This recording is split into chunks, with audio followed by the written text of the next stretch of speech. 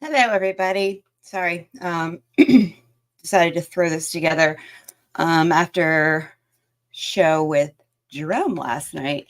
Jerome and Belle and I let's pull up, let's see, on Rumble.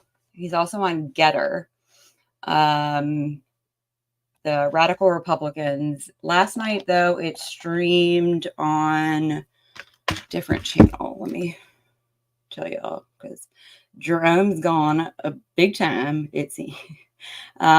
So let's see. Freedom Project. You see this black box right here? Anyway, I'll find it. It streams live on. Jerome can help me out and tell me where exactly it's streamed live to. But you can always find it on the Radical Republicans or under Jerome Bell on Getter. So just because I got to pick the kids up here shortly, 8:45, we're going to try and do this weekly.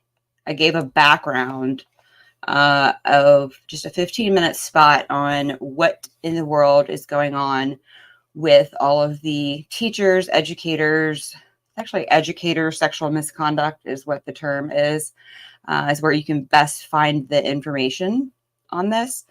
But let's see, just a quick, I'm going to pull up the presentation from last night just to give you guys a brief background on what you do not know regarding this information. And then I'm going to jump into two cases involving two women, two extremely different charges and the outcomes. So maybe you can start thinking in your head, there's a big problem going on here. And it's not just our educators. It is also our criminal justice system, which I found this out working in Stafford County in child sex trafficking. But so I first got involved in figuring out when it was reported to me about a teacher who had abused verbally flipped desks in Chesterfield County at Carver Middle School. Special education children, calling them the R word, and teachers reported to me that she was then put back on the roster. This would have been last 2 August ago. And after the 5 teachers who made statements, her name was Alex Davis, she was finally let go by the county quietly, and she now works at Verona High School. So this is what's known as passing the trash, which is where you can find most of the information. And this right here, catching the trash, and it's put out by the Defense of Freedom Institute, is a great document. And again, I post things, is that if you care, look it up. It's not hard to find.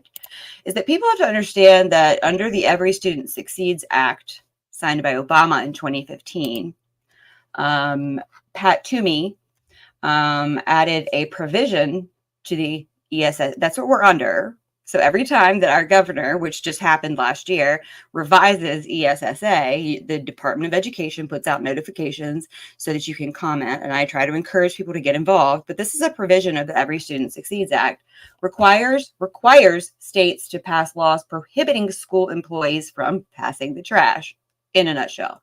The Senate, and this is why I refused at the Trump rally to sign petitions for different people to get on the ballot to compete to run against Kane, was the Senate unanimously approved the amendment 98-0. That would be whom? 98 in 2015. This one's been in since 2009. Our former governor, who everybody's trying to beat, has been in office since 2013. So these two governors would have voted unanimously for this provision. Yet nobody running against Tim Kaine seems to going to give a flying flip about what Tim Kaine did, not only as governor, but as a United States senator. They just want to ignore that. But this is another document here, Educator Sexual Misconduct, a synthesis of existing literature. This was in 2004. This is Dr. Carol Shakeshaft, and she happens to be at VCU right now. She wrote that document back in 2004 when she was at Hofstra due to a section of No Child Left Behind, which was Little Bush's re-signing of ESEA, the LBJ, federal takeover of education. Section 5414 required a national study of sexual abuse in schools. And since then, this woman here, Dr. Carol Shakeshaft, look, a call to action stopping sexual abuse by school employees, Carol Shakeshaft, youth at RVA. And then right here, the CDC awards $1.6 million grant study prevention of school employee sexual abuse of students to whom? Oh, Dr. Carol Shakeshaft in 2020. Have anybody heard anything about that? Didn't think so. So that's just about, we gave a background of how much, what else is there? You know, there's CBS, 2006, has media ignored sex abuse in schools. Dr. Carol Shakeshaft says that it is likely more than 100 times that the abuse by priests, the educator abuse on children, 100 times. And this is a great article too. Also, the Washington Post in 2007, sexual misconduct plagues U.S. schools. Okay. This would be a GA, Government Accountability Office. In 2010, selected cases of public and private schools that hired and retained individuals with histories of sexual misconduct. Same office, 2014, federal agencies can better support state efforts to prevent and respond to sexual abuse by school personnel. This would be the Justice Department, a case study of K-12 school employee sexual misconduct. And so that's just a little background from last night, the show with Jerome. And next week, we're going to get into it a little bit more. It's kind of a weekly segment thing. But the reason that I'm jumped on here for this reason was the case of Kaitlin Grimley. I have talked about, I feel like, to everybody. Let's see. Let me get through this commercial and then I will add this. So Kaitlin Grimley was a middle school teacher at in Fauquier County at, what school was it? Cedar or something. Hold on. As soon as I can skip the ad. Tonight, there's an update on a story we've been following in Fauquier County, Virginia. A former math teacher accused of sexually abusing a child will avoid jail time. Now, Katie Lusso first told us about these allegations in November. She's here now with some new information on a plea deal in this case, and people are not happy about it, Katie. Yeah, there's a lot of people that are not happy about this change. So Kaitlin Grimley's case was supposed to go to trial this month, but instead she entered a plea deal. The felony charges she was initially facing dropped to misdemeanors. On top of that, her attorney told me tonight the deal does not require her to serve jail time or to register as a sex offender. 37-year-old Kaitlin Renea Grimley, a former Cedar Middle School math teacher in Fauquier County, was charged in November with 4 felonies. She's accused of sexually abusing a child back in 2018. Just to clarify, not sexually abusing, having oral sex, 2 counts of oral sex and 2 counts of, we're going to call it raping. Raping, because I refuse to coddle the language. A 13 or 14-year-old boy, a child. So it's not abusing. She was raping. 2 counts, felony counts of oral sex with a child. 2 counts with raping a child. While she was employed with Fauquier County Public Schools. She was 32 at the time. Through court documents, we learned the child was either 13 or 14 years old. This week, she took a plea deal that downgraded her 4 felony charges to 4 misdemeanor charges. She pleaded guilty to 4 counts of consensual sex with a child 15 years old or older, according to her attorney. Her attorney told me that does not require her to register as a sex offender or serve jail time. Instead, she was sentenced to home confinement. In addition to being a math teacher, she was also a math coach. Fauquier County Public Schools says she was placed on leave last August as soon as they found out about the allegations and that she resigned in November. We've also learned she volunteered for her local church and spent time with a group that helps with education and medical care in Haiti. Now, with this plea deal, her attorney says she will remain on probation for 4 years, 1 year for each count. During that time period, she is banned from being an educator, a child care worker. Notice, during that time, she is banned from being an educator. Worker or tutor. Technically, that means she could seek employment in that capacity once her probation is complete.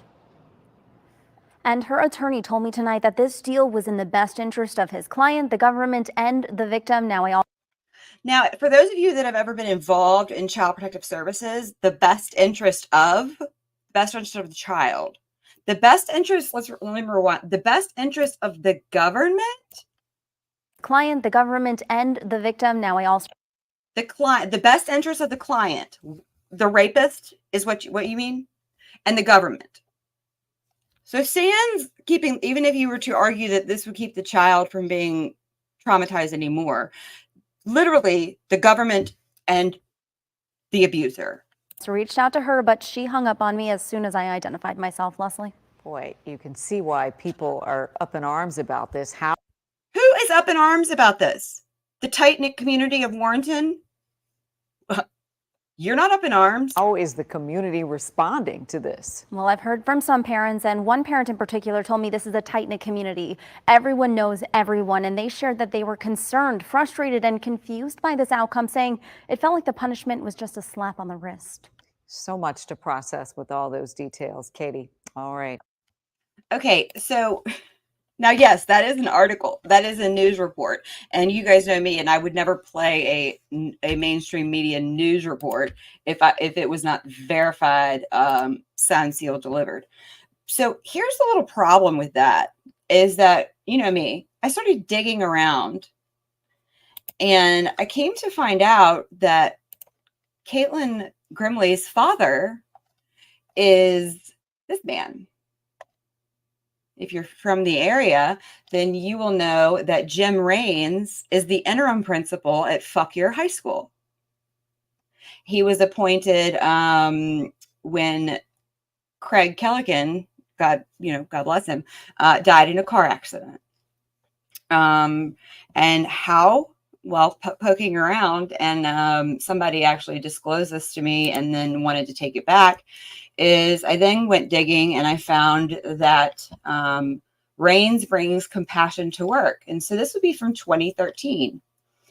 It goes through his history.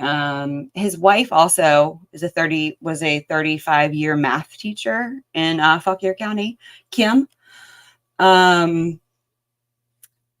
Let's see, right here, he married Kim. So this is the tight-knit community. When communities close rank around the subject of children being raped by teachers in order to preserve the community, it's like reliving my the PTSD of my family closing ranks when I was abused from age 6 to 10 to protect the family name.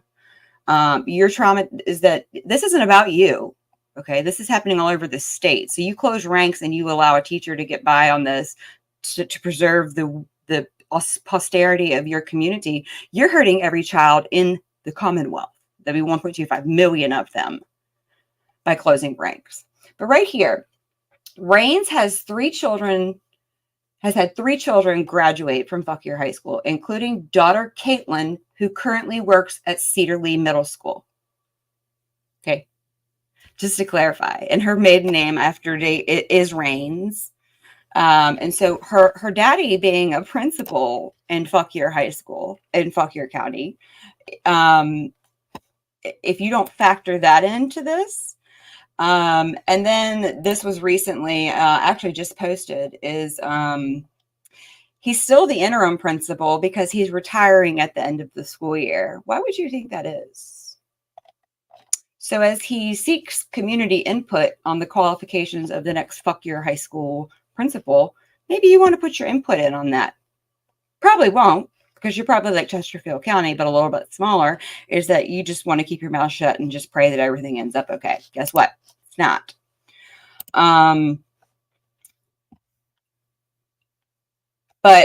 So back to this release from 2023, this would be post his daughter's arrest, when he was appointed as the interim principal after his daughter had been arrested for raping a child. Bravo, Fauquier County. He went on to say, just he and his family, 20 mission trips. So that goes back to her working in Haiti. And so he doesn't really give the same details that he did back in 2013. So that's just a little history of, we have a major problem. And then let me pull up,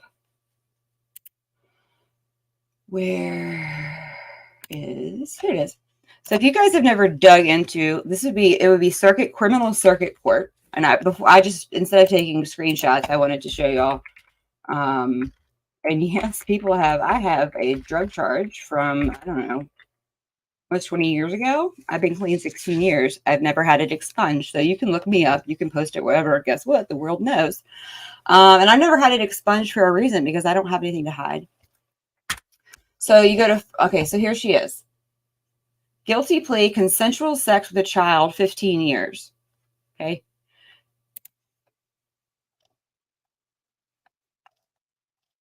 So you go down, pleadings and orders. Okay. So her indictment was served on 11/28/2022. Got bond. Order of appearance, agreed order. Jury trial for continuance. Look at the judges. Judge. Right here, the order by judge. This is why we have a very big judge problem. Restorative justice. And then it was amended here, which I'm going to have to, I had not noticed that. Restorative justice, okay, is a problem, because I think that, they just passed, a bill on restorative justice in our schools. They've been doing it anyway. You have to look at what the two are going to equate moving forward, like what they're going to look like. So community service, supervised probation, 1 year for each charge, suspended 11 months, 16 days. And then, so that's for each one. Of course, now let me go back now. Return to case, sorry. So then we go to, let's find, I looked up to see who, because usually in these cases, as I'm about to show you, is they're very blatant with who the judge was. It's like in there, it's like the judge did this, judge so-and-so ordered this. Let's see.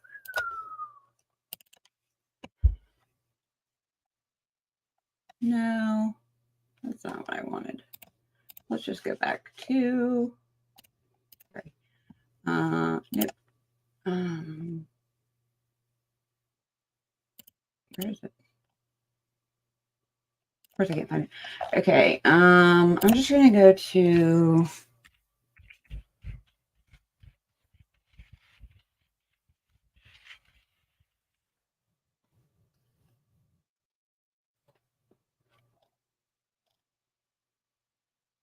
so the problem here, if you remember, let's pull up the image that I just probably closed out, is judges. Let's zoom in. Why can't I zoom in? Oh, it's down here. That's fine. Okay, so the DLH is the judge, the sentencing judge. So we go back here. There is no DLH. There's a DLF. There's a DLF. That's not DLH. There is no H.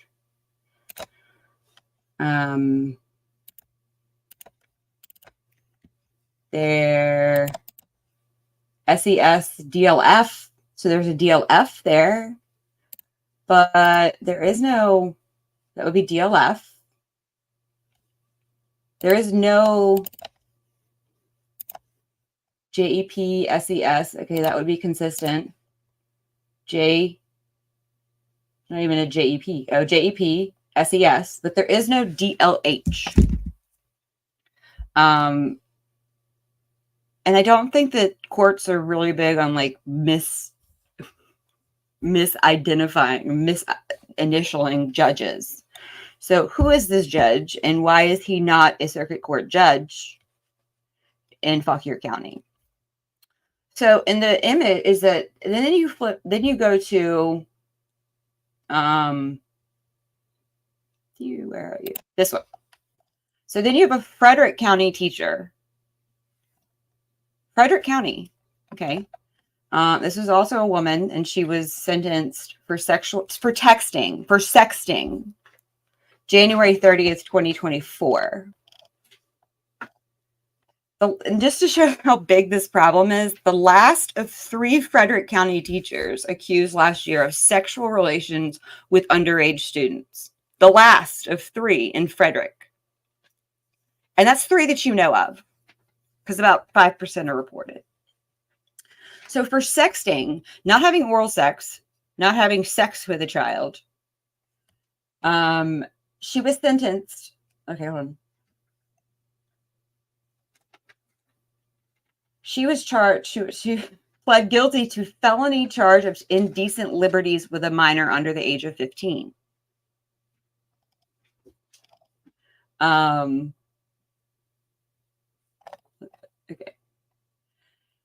5 years in prison, all but 15 suspended. So she will spend for sexting.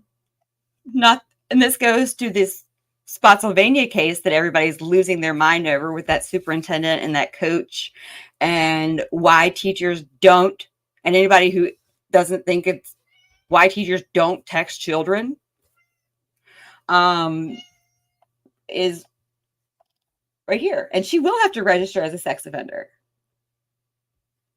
Is that there's a very big problem for series of sexually inappropriate text messages. She will have to register as a sex offender, same age group as Kaitlin Grimley. She will have to register as a sex offender. She will never be a teacher again. She did not have oral sex or have sex. Sexting, still terrible. Shouldn't do it. And parents, this is another warning, is that she was playing video games. You know how you can chat in those things? This is why my children do not have any capability to chat. They don't have games that can chat. They don't have anything. Is you're opening your child's world up. So not only was she sexting, she was playing video games in these messages, which were in a lot. They were considering making pornographic videos. They never did. They never took naked pictures together. And I believe in somewhere they kissed. That's atrocious. It's disgusting. In a sane world, think about when you were in high school. And this is what I tell people. In high school, even an 18-year-old boy, because I can remember 18-year-old, we had our coach at Midlothian who taught our civics class. His daughter was hot and she was a substitute, and all the guys sweated her. But she wasn't having sex with them. The thought never even crossed anybody's mind that would be somehow appropriate. And where all of these people get every part of this incorrect, including our legislators, including our judges, and Jerome and I talked about this last night, is that it says in the law that someone's standing in custodian and guardianship, that would be in loco parentis. Even if the child is 18, as long as they are under their custodianship, this would include an adult over the age of 18 who was disabled, mentally incapacitated.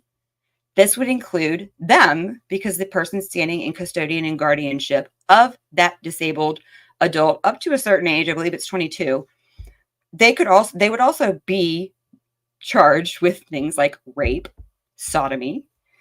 That's where everybody is completely getting this wrong, is that you cannot consent even with a 15-year-old. So to charge a teacher standing in loco parentis with a misdemeanor, this is where that carnal knowledge of and indecent liberties with. And the next show I'll get into will be the amount of felonies versus misdemeanors that these teachers have actually been charged with. And these are the ones that we know of, because I know of in Chesterfield County, I know of probably 6 or 7 that were pushed under the rug. The teachers were shoved off, and no charges were ever brought. So you think about the statistics of what you know versus what you do not know.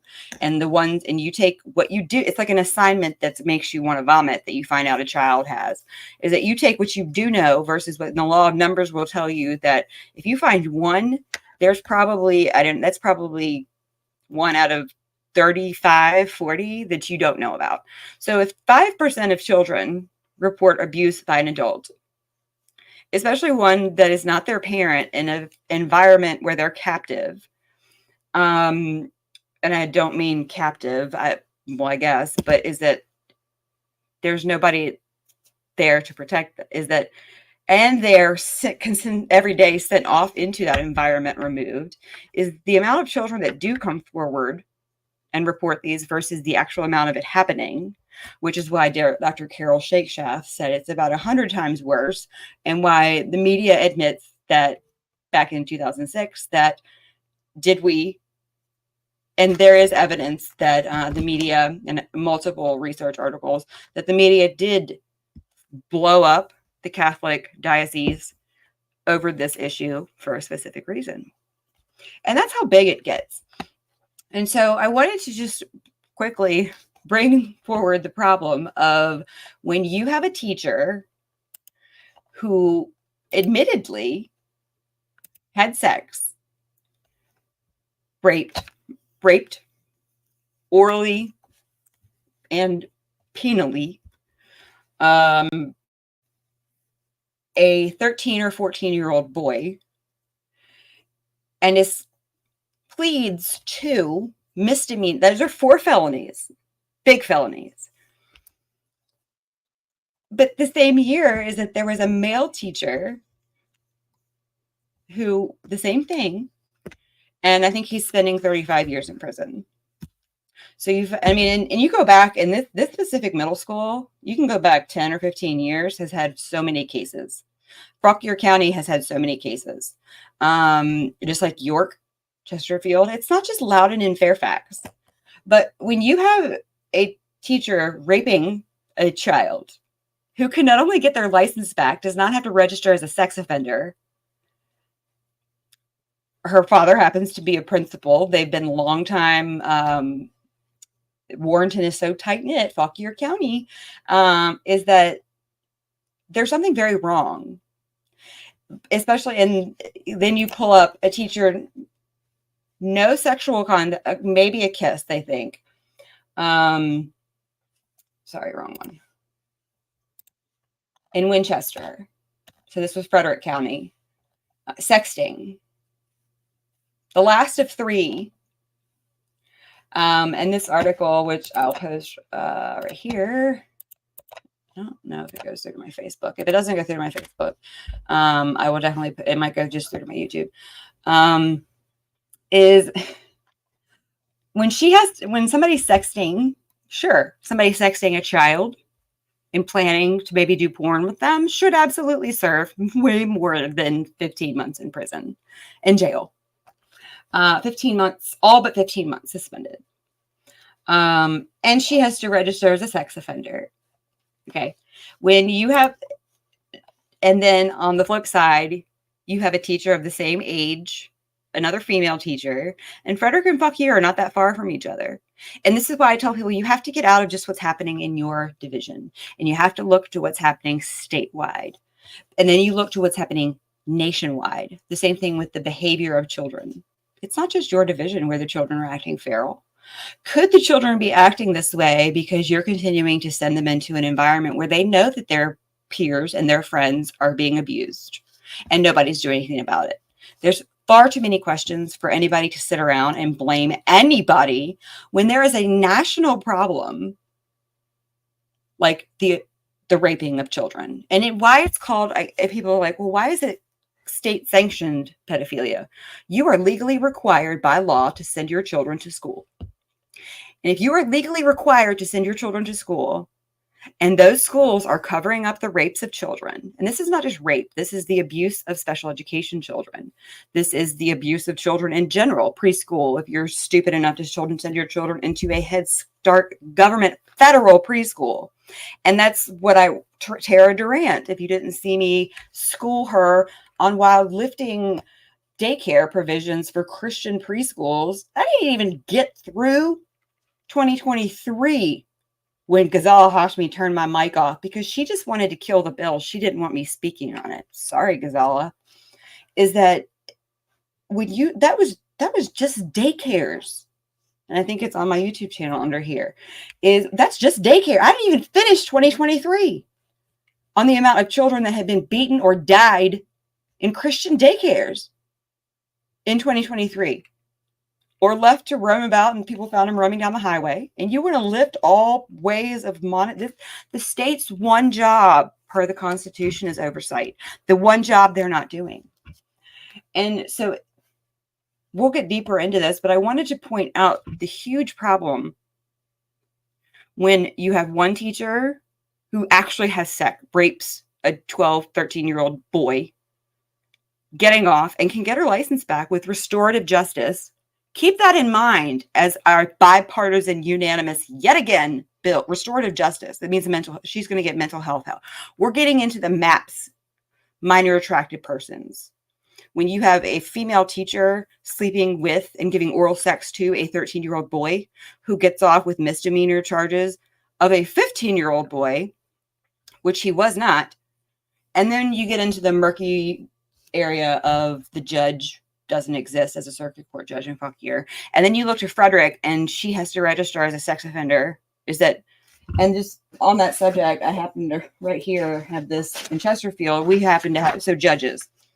We had our Judge Haller, TJ Haller. So we have is that you go back judges, you have a Commonwealth's attorney problem.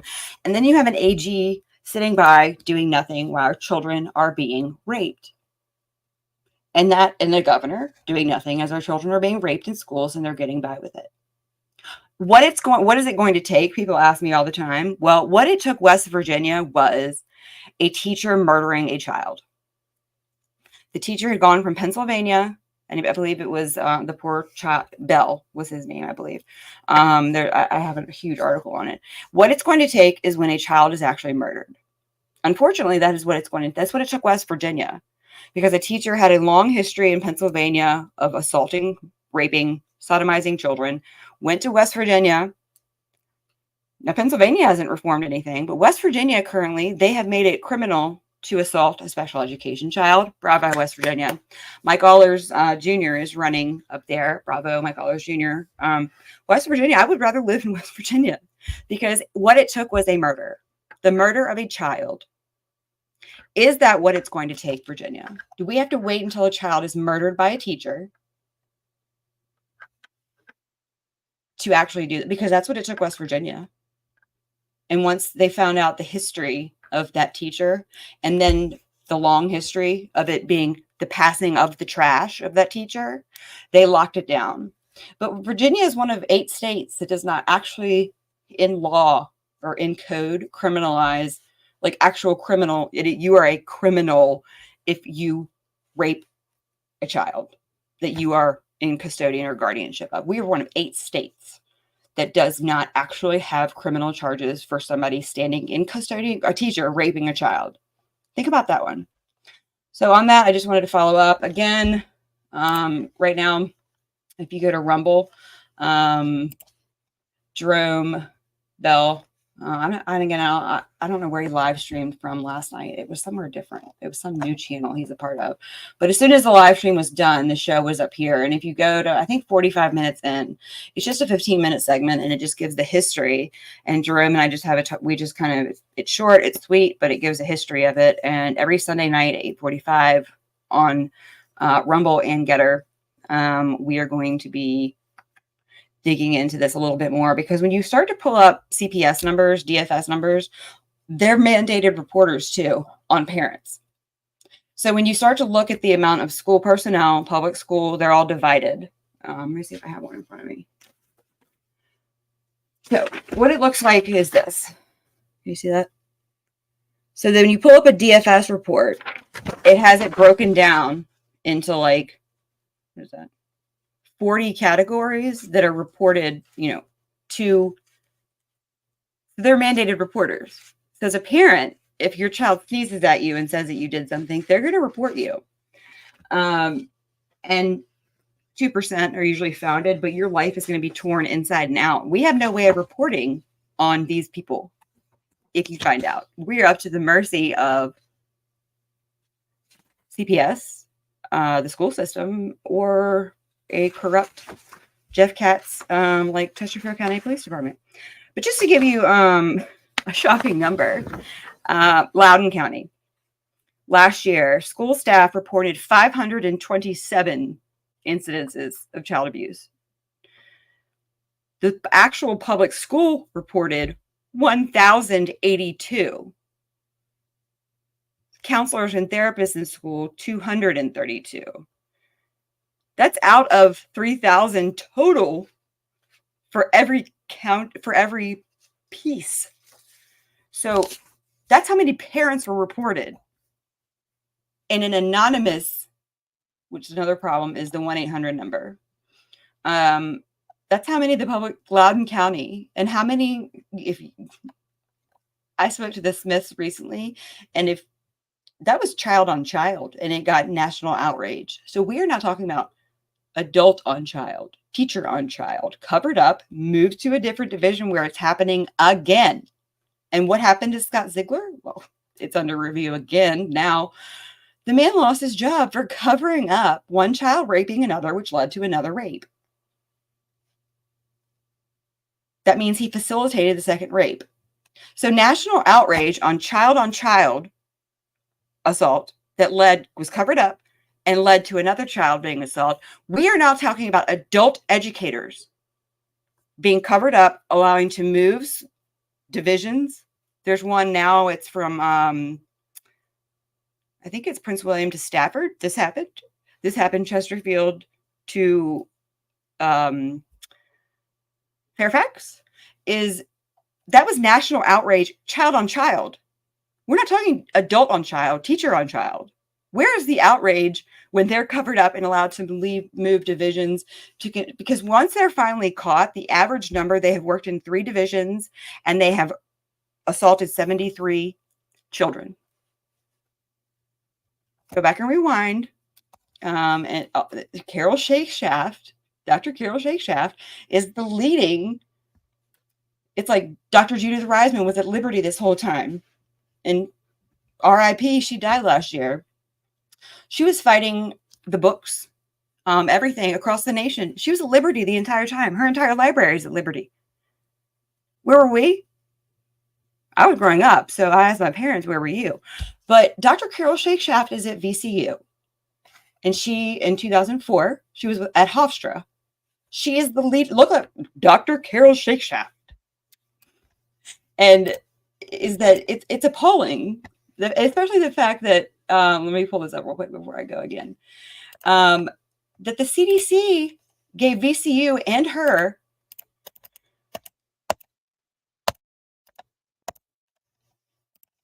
CDC awards $1.6 million grant to study prevention of school employee sexual abuse of children back in 2020.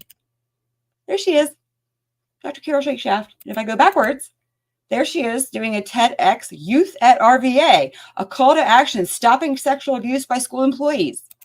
And if we go backwards, this is in a little film that she did because she had to do this for the Fed Ed department back in 2004.